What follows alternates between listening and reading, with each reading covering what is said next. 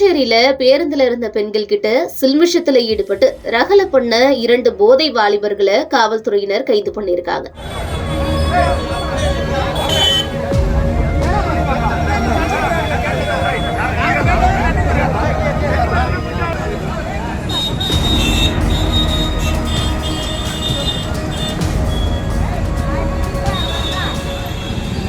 புதுச்சேரியிலிருந்து கடலூர் நோக்கி செல்லக்கூடிய தனியார் பேருந்துல மது போதை உச்சத்துல இருந்த 2 போதை வாலிபர்கள் பேருந்துல ஏறி பெண்கள் கிட்ட அத்துமீறி சில்மிஷத்துல ஈடுபட்டிருக்காங்க.